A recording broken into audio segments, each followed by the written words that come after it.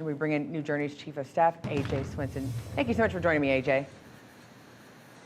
Thank you for having me. I'm glad to be here. Okay, so let's first just start off and kind of tell our audience, what exactly was Black Lives Matter wanting to be able to do in this year's Olympic Games? So they wanted to be able to make a political stance about racial inequality, systemic racism here in America, and probably wear different shoes, different things on their jerseys, similar to what we see in the NBA and places like that, where you see Black Lives Matter even on NBA courts. Well, They wanted to make a political statement. Okay, and I understand that. And here in America, when we're all Americans, obviously we all are familiar with the issue. But I do have some concern about putting that on a world stage when you have many countries, each of them having their own issues they're trying to deal with.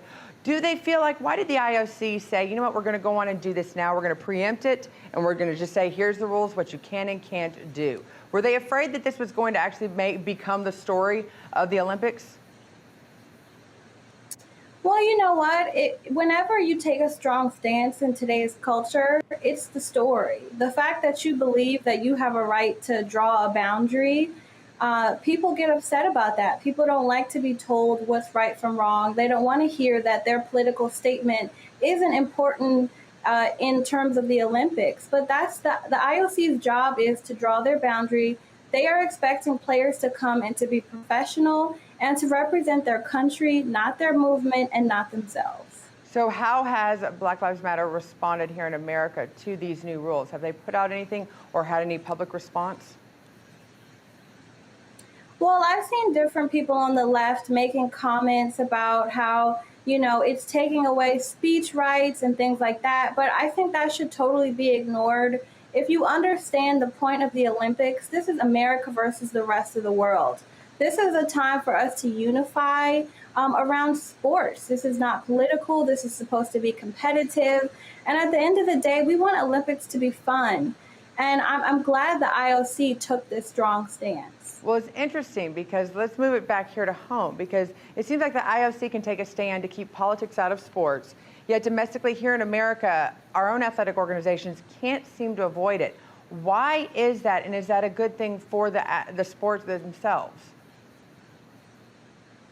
Well, it's an unfortunate downturn that's happened in sports where even sportscasters are constantly throwing around political statements. You had people calling on Georgia, calling it, slave laws when they passed laws tightening their elections. Sports has become political, but the reason why I think a lot of people want to be social justice warriors, a lot of people want to, quite frankly, they want to get attention for themselves. They're building their own brand. And it's a peer pressure thing. If you won't kneel at the game, then the other players will call you out. It's unfortunate the way that our culture has gone. Sports is supposed to be about unity. It's supposed to be about teamwork. You're supposed to be being a good example to young people, and you're supposed to be being professional. This is your job. This is not the place for you to be making political statements and protesting. Now, the NBA allows it, and that's their prerogative, but I agree with the IOC. The Olympics is not the place for this. Keep that at home. Well, and that's the thing. It has happened before. Over 50 years ago, there were two Olympians, Tommy Smith and John Carlos. They actually lost their medals because they raised a fist during the U.S. national anthem at the 1968 Olympics in Mexico City. They were protesting the same thing, racial injustice. So these bans are actually nothing new. I have to ask, why did Black Lives Matter think that they would be the exception when this precedent and this rule had already been set up for decades?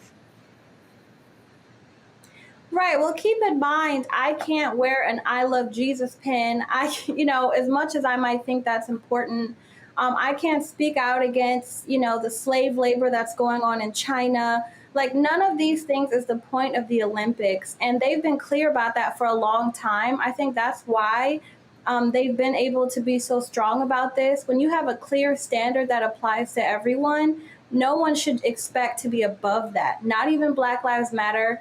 Although here in the U.S., it's become kind of a righteousness. If you're a social justice, anti-racist warrior, and you walk around with a Black Lives Matter hat, as if that's doing anything to help Black people, which Black Lives Matter is not.